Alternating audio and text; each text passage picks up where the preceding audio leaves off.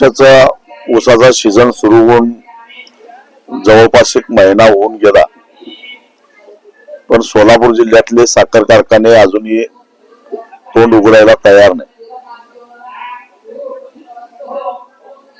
कोल्हापूर, सांगली, सातारा या पश्चिम महाराष्ट्रातल्या साखर कारखान्यांनी कमीत कमी 3400 आणि जास्तीत जास्त 3653 एवढी पहिली उचल जाहीर केली. जवळजवळ 70 ते 80 साखर कारखान्यांनी हा निर्णय घेतलेला आहे.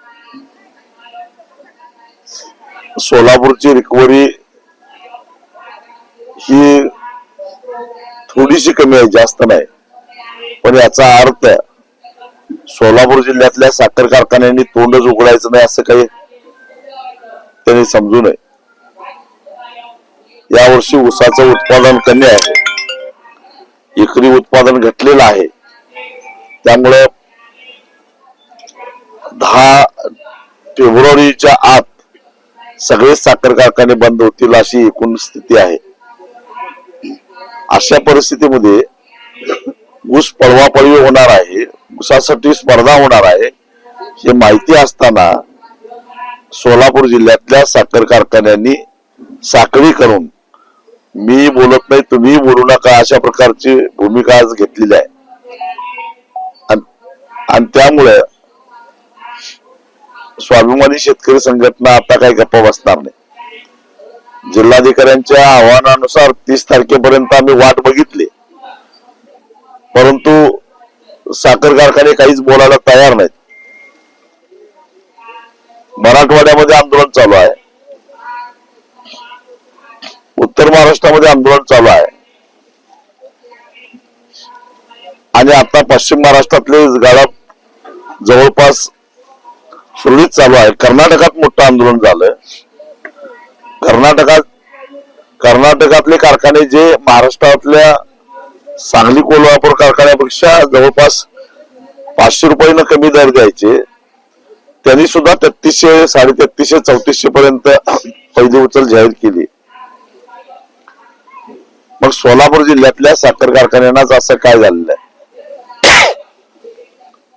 आणि म्हणून 2 दिवस आम्ही वाट बघू, अन्यथा आता एक कारखाना धरून गव्हाणी बंद पाडल्याशिवाय आम्ही गप्प बसणार नाही. शेतकऱ्यांनी सुद्धा दर निश्चित केल्याशिवाय आंधळेपणाने कारखान्याला ऊस पाठवण्याची घाई करू नये.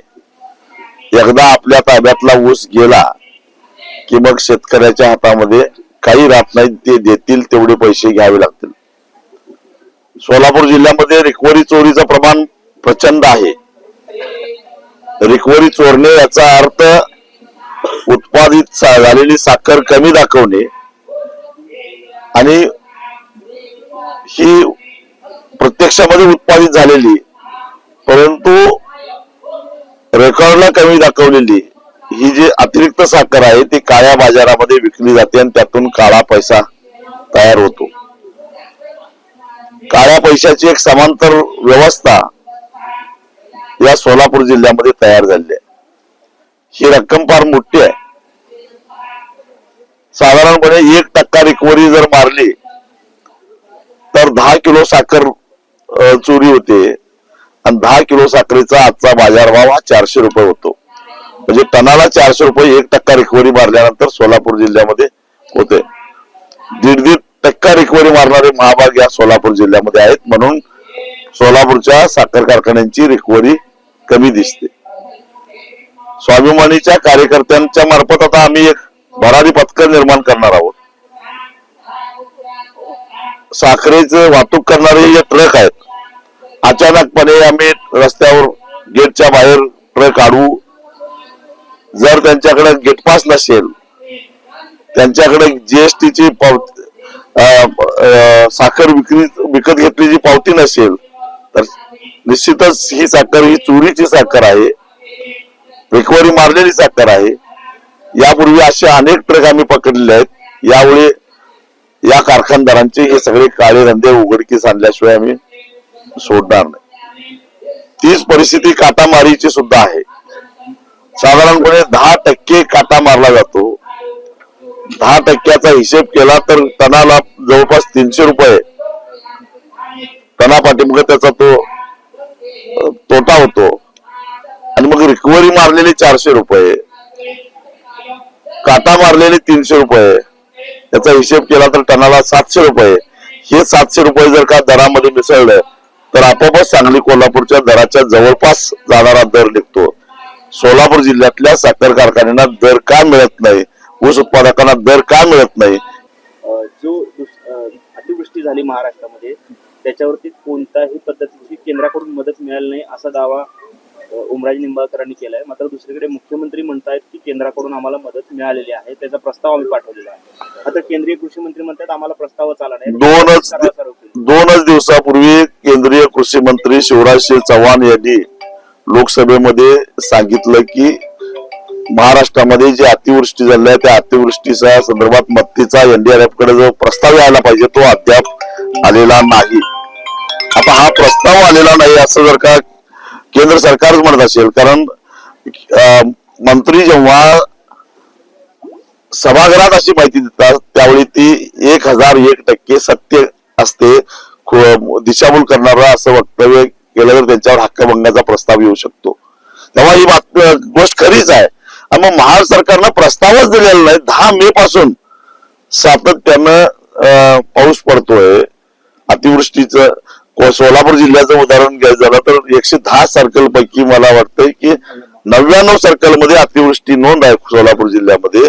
पण त्याचा प्रस्तावच जर काही गेलेला नसेल तर एनडीआरएफ मध्ये आपला हक्क आहे की नाही?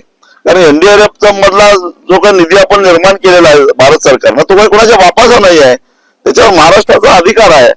आणि त्यातून मदत घेऊन आज शेतकऱ्यांच्या जमिनी वाहून गेलेल्या आहेत, फळबागा उद्ध्वस्त झालेल्या आहेत अतिवृष्टीमुळे, महापुरामुळे घरदारं वाहून गेलेले आहेत. आणि त्यातून एनडीआरएफ मधनं मदत घ्यायची नाही तर कशातून घ्यायची आहे? हा सरळ सरळ राज्य सरकारचा बेजबाबदारपणा आहे.